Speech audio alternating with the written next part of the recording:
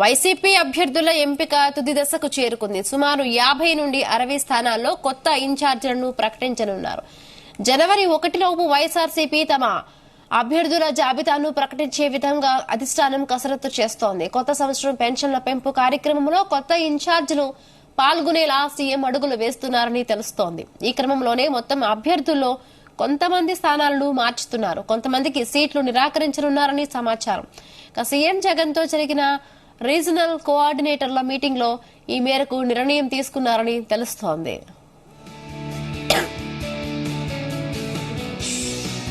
సహజంగానే రీజనల్ కోఆర్డినేటర్ల సమావేశం పార్టీకి సంబంధించినంత వరకు ఫంక్షనల్ గా అన్ని రీజియన్లకు సంబంధించిన పార్టీ యాక్టివిటీస్, పొలిటికల్ అన్ని డిస్కషన్కి వస్తాయి. జరిగిన వాటిలో కూడా రివ్యూ వెరీ ఫ్రీక్వెంట్ గా జరిగే దాంట్లో భాగంగా ఇప్పుడు జరుగుతున్న కార్యక్రమాలు, ముఖ్యంగా సామాజిక న్యాయ యాత్ర ఇది జరుగుతుంది, బస్ యాత్రలు జరుగుతున్నాయి. అది ఇప్పుడు 50% దాదాపు జరిగింది. మిగిలినవి ఎట్లా టేకప్ చేయాలి. అక్కడ జనవరిలో 3 ప్రధానమైన హామీలకు సంబంధించి 20,000 రూపాయలకు పెన్షన్, అలాగే ఫైనల్ ఇది ఆసరా, చేయూత, అవి కూడా ఇవి జరుగుతున్నాయి. అది వైఎస్ఆర్ కాంగ్రెస్ పార్టీ జగన్మోహన్ రెడ్డి గారు ఇచ్చిన హామీల్లో ప్రధానమైనవి పూర్తి చేశారు. ఇప్పుడు వాటిని కింద ఎక్కువగా జనంలోకి తీసుకెళ్లడం, ఒక సెలబ్రేషన్ లాగా చేయడం. ఎందుకంటే హామీలను ఇచ్చిన వాటి వడపోత కాకుండా శాచురేషన్ బేసిస్ మీద ఇంతగా పూర్తి చేయడం. ఇప్పుడు 66 లక్షలకు దాదాపు పెన్షన్లు చేరుతున్నాయి. ఇవి చాలా కుటుంబాలు వాళ్ళ జీవితాలే ఓ మేలు మలుపు తిరిగింది ఈ 4.5 ఏళ్లలో. సో దానికి ఫైనల్ ఇన్స్టాల్మెంట్ పే చేస్తున్న సందర్భంగా దాని గురించి పార్టిసిపేషన్ అందరిది ఉండేటట్టు, పార్టీ యంత్రాంగం అంతా కదిలేటట్టు, అలాగే ఎమ్మెల్యేలు పూర్తి పార్టిసిపేట్ చేసేటట్టు, బెనిఫిషరీస్ అందరినీ కాంటాక్ట్ చేసేటట్టు ఇవన్నీ చర్చలు అవన్నీ జరిగాయి. అలాగే అంబేద్కర్ విగ్రహావిష్కరణ ఒకటి ఉంది, దానికి సంబంధించి కూడా ఏర్పాట్లు చేయాల్సినవి, పార్టిసిపేషన్ పూర్తి స్థాయిలో. రైట్, దీనికి సంబంధించి మరిన్ని పూర్తి వివరాలు మా ప్రతినిధి సాయి అందిస్తారు. సాయి. బిందు, వైఎస్ఆర్సీపీకి సంబంధించినటువంటి సీట్ల పంపిణీలకు సంబంధించినటువంటి అంశంలో పూర్తి స్థాయిలో కసరత్తు అయితే సీఎం జగన్మోహన్ రెడ్డి చేస్తున్నారనే విధంగా చెప్పుకోవచ్చు. ప్రధానంగా ఈసారి సీట్లు మార్పుకు సంబంధించినటువంటి అంశాలపైనే ఆయన ప్రధానంగా దృష్టి పెడుతున్నట్టు తెలుస్తుంది.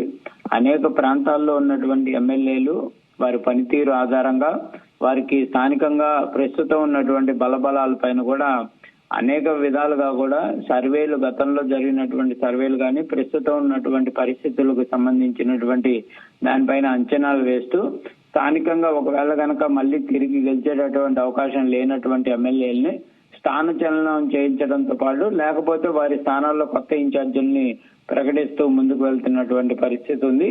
ప్రస్తుతం అయితే దానిపైనే రాష్ట్ర సీఎం జగన్మోహన్ రెడ్డి, అదేవిధంగా వైసీపీకి సంబంధించినటువంటి సీనియర్ నాయకులందరూ కూడా దృష్టి పెడుతున్నటువంటి పరిస్థితి ఉంది.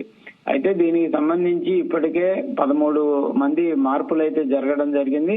తర్వాత కొంత మార్పులు జరుగుతున్నాయనే విధంగా కూడా తెలుస్తున్నప్పటికీ కూడా వారి మార్పులకు సంబంధించి పార్టీ అయితే ధృవీకరిస్తున్నటువంటి పరిస్థితి లేదు.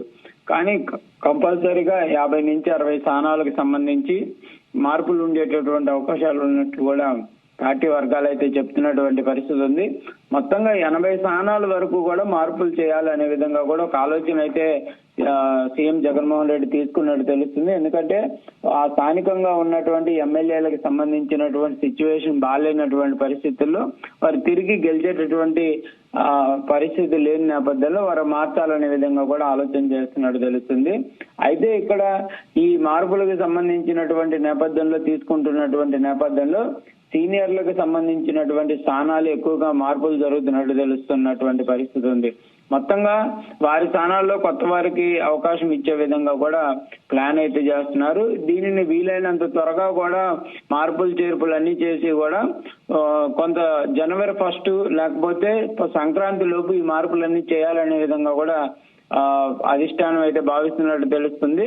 ప్రధానంగా కూడా కొత్త పెన్షన్లకు సంబంధించి కూడా జనవరి 1 నుంచి కూడా శ్రీకారం చుడుతున్న నేపథ్యంలో ఇది కొత్త ఇన్ఛార్జీలు ఎవరైతే ఆ ప్రాంతాల్లో ఉంటారో వారి ద్వారా జరగాలి అనే విధంగా కూడా నిర్ణయం తీసుకున్నట్టు తెలుస్తుంది. ఇదంతా కూడా నిన్న జరిగినటువంటి రీజనల్ కోఆర్డినేటర్ల సమావేశంలో కూడా సీఎం జగన్మోహన్ రెడ్డి స్పష్టం చేసినట్టు తెలుస్తుంది. అయితే మార్పులకు సంబంధించినటువంటి విషయం పైన మాత్రం ఏ విధంగా ముందుకు వెళ్తారనేది కూడా చూడాల్సినటువంటి పరిస్థితులు ఉన్నాయి. ఎందుకంటే గతంలో మార్చినటువంటి ఇన్ఛార్జీలకే ఇప్పటి వరకు ఇంకా కొన్ని ప్రాంతాల్లో అయితే ఆందోళన కార్యక్రమాలు కొనసాగుతున్నటువంటి నేపథ్యంలో తిరిగి వారిని ప్రకటించాలి, గతంలో ఉన్న వారిని ప్రకటించాలనే విధంగా కూడా ఆందోళన కార్యక్రమాలు కొనసాగుతున్నటువంటి పరిస్థితి నేపథ్యంలో మరి మరింత మందిని మార్చేటటువంటి అవకాశాలు ఉంటాయా అనేది కూడా చూడాల్సినటువంటి పరిస్థితులు ఉన్నాయి. కాకపోతే కొంతమంది గతంలో ఎమ్మెల్యేలుగా పనిచేసినటువంటి వాళ్ళందరూ కూడా తిరిగి వాళ్ళు ఎమ్మెల్యేలుగా కాకుండా ఎంపీలుగా వెళ్లాలని ఆలోచన చేసినట్లు కూడా తెలుస్తుంది. ఎంపీలుగా పోటీ చేసిన వాళ్ళు ఎమ్మెల్యేలుగా రావాలని ఆలోచన చేస్తున్నట్టు తెలుస్తుంది. ఇదంతా కూడా మార్పులు చేర్పులకు సంబంధించినటువంటి అంశాలు కూడా క్లియర్ గా అయితే లేనప్పటికీ కూడా వారి నియోజకవర్గాల్లో అయితే పెద్ద చర్చ జరుగుతున్నటువంటి పరిస్థితి ఉంది.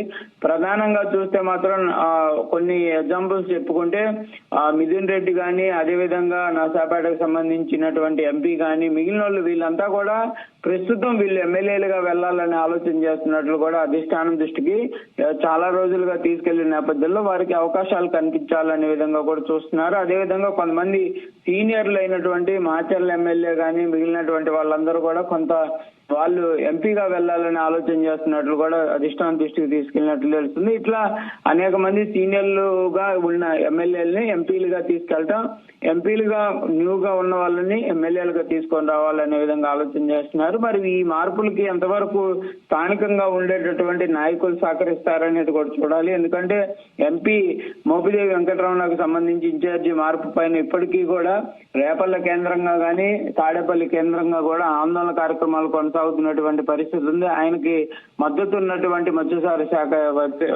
సంబంధించినటువంటి వాళ్ళు ఎవరున్నారో ఇంకా ఆందోళన కార్యక్రమాలు కొనసాగిస్తున్నారు. అట్లా చూస్తే ఇప్పుడు మార్పులకు సంబంధించి వీలైనంత త్వరగా తీసుకుంటేనే వారిలో మార్చిన వాళ్ళటువంటి వాళ్ళు అడ్జస్ట్ అయ్యేటటువంటి అవకాశాలు ఉంటాయి. కాబట్టి జనవరి 1 లోపే ఈ ప్రక్రియ అంతా కూడా పూర్తి చేయాలనే విధంగా కూడా అధిష్టానం భావిస్తున్నటువంటి పరిస్థితి ఉంది. మరి చూడాలి, మార్పులకు సంబంధించి వీలైనంత త్వరగా తీసుకుంటారు. ఎందుకంటే సమయం కూడా తక్కువగా ఉన్నటువంటి నేపథ్యంలో ఎన్నికలకి సంసిద్ధం అవ్వాల్సినటువంటి పరిస్థితులు ఉన్నాయి. కాబట్టి ఎంతవరకు మార్పులు చేస్తారా అనేది కూడా చూడాలి.